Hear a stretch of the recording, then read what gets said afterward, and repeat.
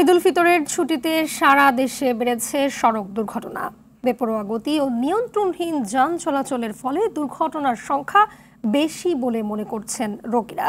রাজধানীর পঙ্গু হাসপাতালের হিসেব অনুযায়ী ভর্তি হওয়া রোগীর অর্ধেকের বেশি সড়ক দুর্ঘটনায়। চিকিৎসকরা বলছেন এবার মহিলা রোগীর সংখ্যাও বেড়েছে। নেহা নন্দীর ক্যামেরায় আরও জানাচ্ছেন বিপুল দেব রায়। ঈদ আসে ঈদ যায়, তবে প্রতি বছর কোনো না কোনো পরিবারের কাছে ঈদ আনন্দ হয়ে ওঠে এক বিভীষিকাময়। এবারও ঈদ উল ফিতর উদযাপন করতে গিয়ে সারা দেশে দুর্ঘটনার সংখ্যা ব্যাপক হারে বেড়েছে। রাজধানীর জাতীয় অর্থোপেডিক হাসপাতাল ও পুনর্বাসন প্রতিষ্ঠান পঙ্গু হাসপাতালের হিসেব অনুযায়ী ২৮ মার্চ থেকে ৪ এপ্রিল বিকেল ৫টা পর্যন্ত ১,৯৯০ জনের মধ্যে ১,০৮৫ জনই সড়ক দুর্ঘটনার রোগী। এর মধ্যে ঈদের দিনে সর্বোচ্চ ১৪৭, পহেলা এপ্রিল ২১৩ এবং ২ এপ্রিল ১৯৮ জন চিকিৎসা নিয়েছে। ঈদের ছুটি ফুটি সব কাটাইছি, কালকে আমার অফিস খোলা, কালকে সবাই অ্যাটেন্ড করতে পারবে, আমি পারবো না। আর আমি জানি না আমার কতদিন থাকা লাগবে বাকি আসে বিষয়। আমার জীবনের সবচেয়ে কষ্টদায়ক বিষয় যেটা, আমার জীবনে আর এর চাইতে কষ্টদায়ক বিষয় আর হতে পারে না। আমি একাই ছিলাম, আমার সামনে একটা সিএনজি ছিল, তা আমি এটার ওভারটেক করতে নিয়েছিলাম। হাসপাতালে ভর্তি হওয়া অধিকাংশ রোগীরা বলছেন অদক্ষ চালক এবং বেপরোয়া গতির কারণে বেশিরভাগ দুর্ঘটনা ঘটেছে।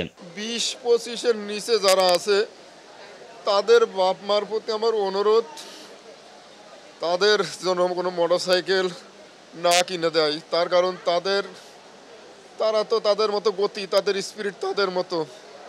যাদের বয়স বেশি তারা তো বোঝে যে আমার সংসার আছে, তারা তাদের নিয়মতান্ত্রিক তারা বাইক চালায়। এবছর পুরুষের পাশাপাশি অধিকাংশ হারে মহিলা রোগী ভর্তি হয়েছে জানিয়ে জাতীয় অর্থোপেডিক হাসপাতাল ও পুনর্বাসন প্রতিষ্ঠানের চিকিৎসক জানান, বাস ট্রাকের চেয়ে মোটরসাইকেল দুর্ঘটনার রোগীর সংখ্যা বেশি। যারা একটু বয়স্ক তাদের অ্যাক্সিডেন্ট হলেও ওরকম গুরুতর না।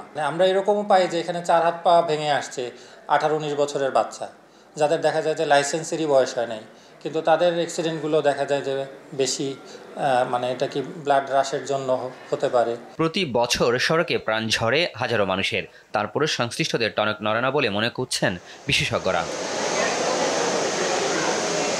সড়ক দুর্ঘটনার কবলে পড়ে এবারও ঈদ আনন্দ অনেকটা মলিন হলো অনেক পরিবারের। তাই সচেতনতাই হতে পারে সড়ক দুর্ঘটনা রোধ করার একটি মাত্র উপায়। চিকিৎসকরা বলছেন গতবারের তুলনায় এবারও সড়ক দুর্ঘটনায় অধিকাংশ হারে রোগীর সংখ্যা বেড়েছে।